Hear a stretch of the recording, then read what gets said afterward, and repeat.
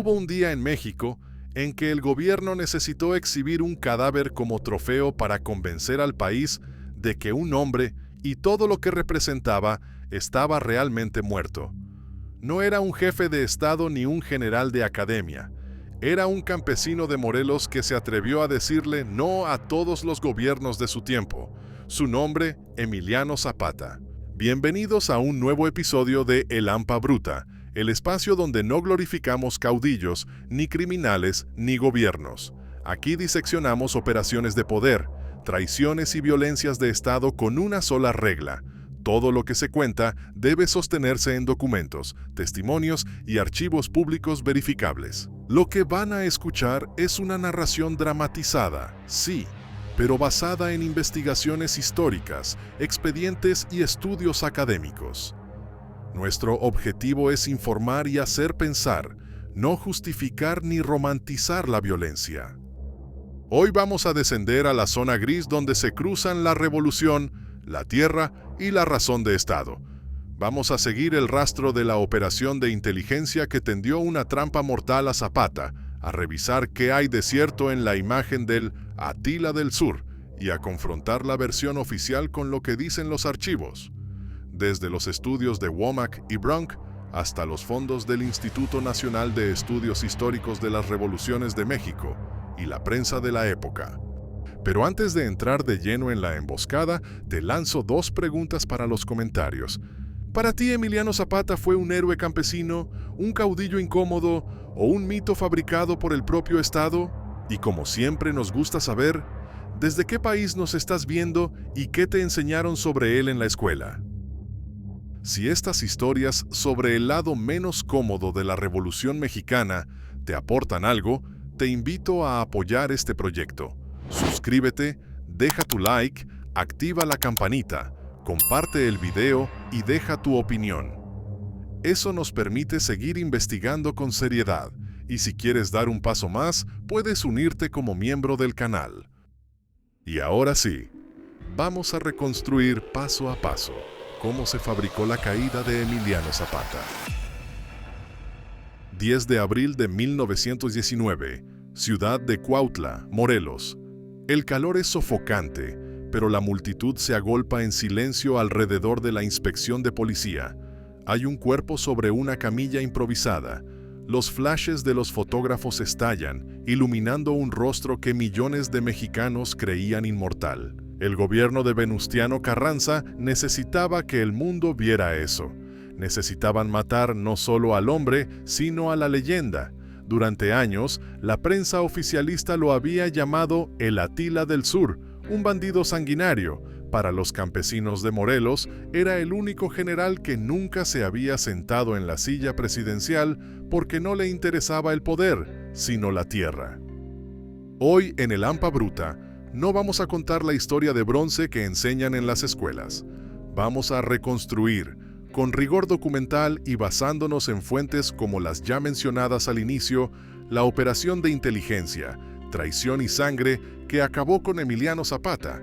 ¿Cómo lograron cazar al hombre que conocía la sierra mejor que nadie? ¿Fue una batalla o una ejecución de Estado? Para entender su muerte, primero hay que desmentir su origen. Existe la creencia popular de que Emiliano Zapata nació en la miseria absoluta. Sin embargo, la historiografía seria, incluyendo a biógrafos como Samuel Brunk, matiza esta imagen.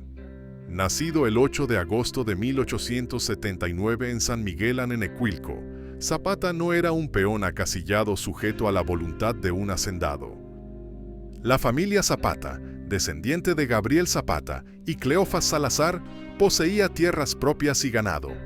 Emiliano era un hombre de a caballo, un tratante y domador respetado en la región, lo que se consideraba razonablemente acomodado para el estándar campesino de la época.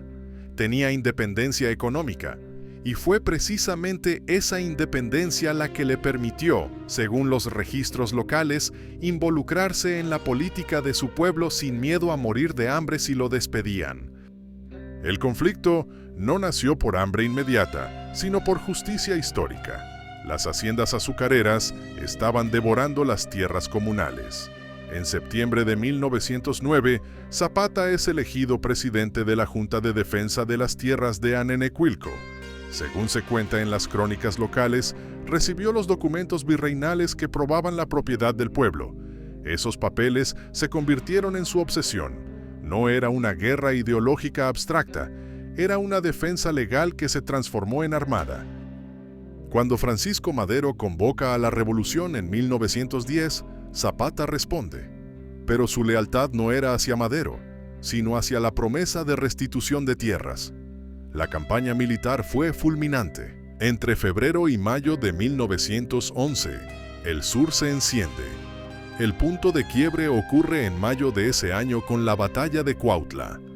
Las fuerzas zapatistas, en una demostración de estrategia de guerrilla, sitian y toman la ciudad. Si bien la historiografía debate el peso exacto de cada batalla, es innegable que la caída de Cuautla desgastó gravemente al ejército federal y contribuyó al clima insostenible que forzó la renuncia de Porfirio Díaz días después. Pero la victoria trajo la discordia. Madero, ya en el poder, exigió el desarme de las guerrillas sin devolver las tierras primero. Para Zapata, eso era una traición inaceptable. El 28 de noviembre de 1911, en la pequeña localidad de Ayoxustla, Puebla, Zapata y el profesor Otilio Montaño firman el Plan de Ayala. Este documento es fundamental. Según expertos académicos, funcionó como la Biblia agraria del movimiento. En él, desconociendo a Madero y llamándolo traidor, se plasmaba el núcleo moral del zapatismo. La tierra es de quien la trabaja. A partir de ese día, Zapata no volvería a confiar en ningún político de la capital. Hubo un momento de gloria. En diciembre de 1914, los ejércitos campesinos de Villa y Zapata ocuparon la Ciudad de México. Pero el poder político no les interesaba. Zapata regresó a Morelos, y entonces comenzó la verdadera pesadilla. A partir de 1915, la balanza de la guerra cambia. Venustiano Carranza, líder del constitucionalismo, encarga la pacificación del país a sus generales. Mientras Álvaro Obregón combatía a Villa en el norte, el problema del sur fue asignado al general Pablo González. Es vital hacer esta distinción histórica. Fue Pablo González, y no Obregón directamente, quien aplicó en Morelos una brutal política de tierra quemada. Retomando las tácticas del antiguo general federal Juvencio Robles, González ordenó barrer pueblos enteros para cortar el suministro de alimentos al Ejército Libertador del Sur.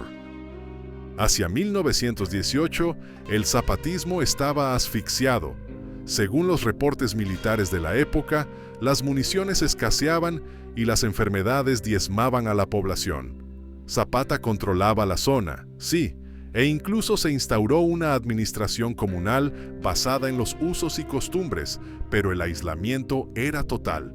El gobierno no podía derrotarlo en la sierra, pero Zapata tampoco podía avanzar. La guerra estaba estancada, y en ese estancamiento, Carranza y Pablo González decidieron cambiar la estrategia.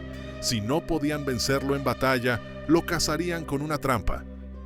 El arquitecto de la traición fue el coronel Jesús Guajardo, un militar carrancista que tenía problemas con sus superiores y fama de borracho, lo que lo hacía el candidato perfecto para fingir una deserción.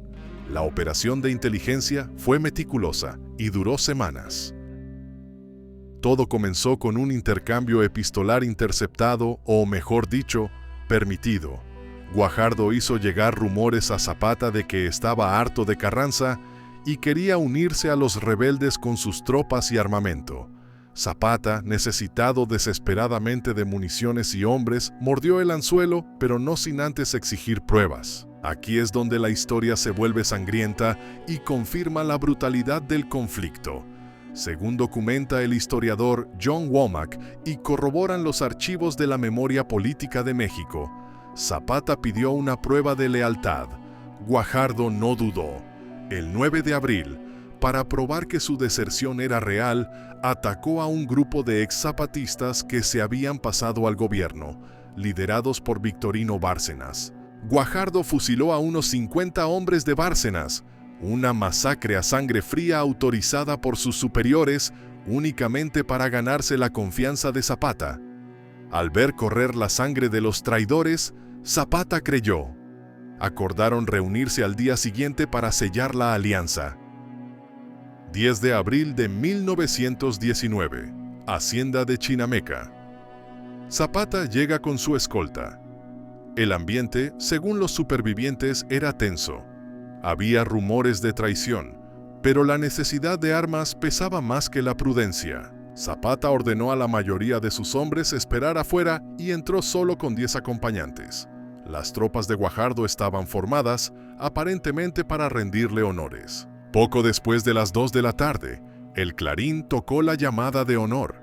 Esa fue la señal.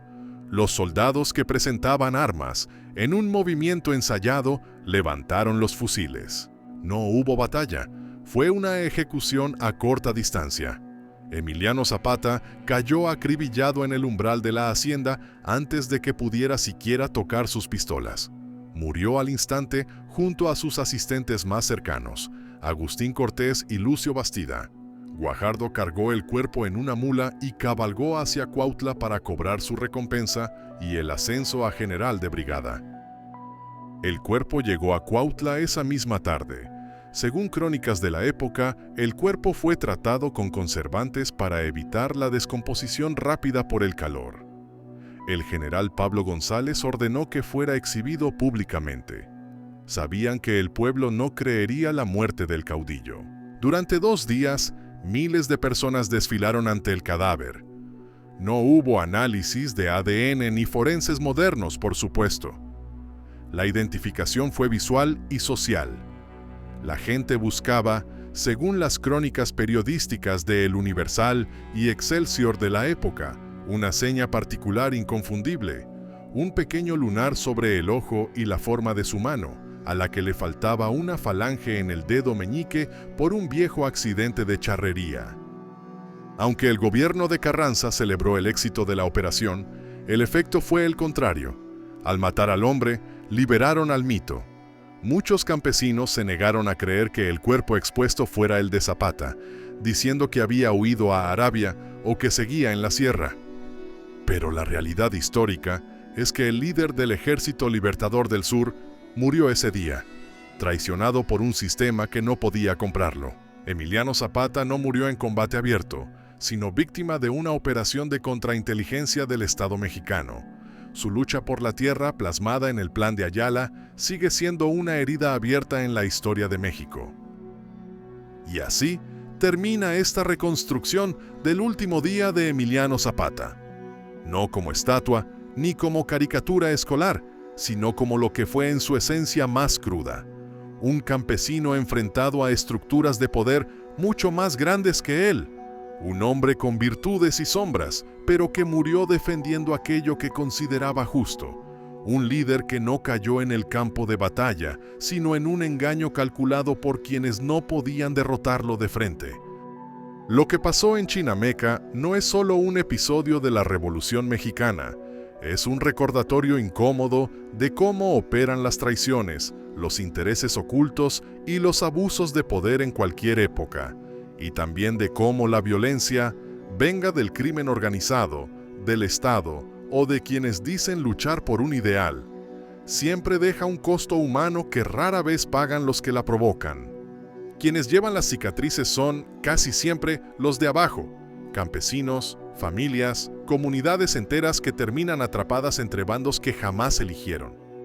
En el Hampa Bruta no glorificamos esa violencia, la analizamos para que no se repita, para que entendamos que detrás de cada mito, de cada caudillo y de cada operación histórica, hay vidas truncadas y decisiones que moldean el destino de un país. Si esta investigación te ayudó a ver esta historia con otra perspectiva, apóyanos, suscríbete, deja tu like, comparte este video y cuéntanos en los comentarios qué reflexión te deja el caso de Zapata. Tu participación permite que sigamos documentando estos episodios con profundidad y responsabilidad. Y recuerda que si deseas apoyar un poco más, puedes unirte como miembro del canal. Gracias por acompañarnos en este viaje a las zonas menos cómodas de nuestra historia. Nos vemos en el próximo episodio de El Hampa Bruta, donde seguiremos desenterrando esos relatos que la memoria oficial prefiere mantener enterrados. Hasta entonces.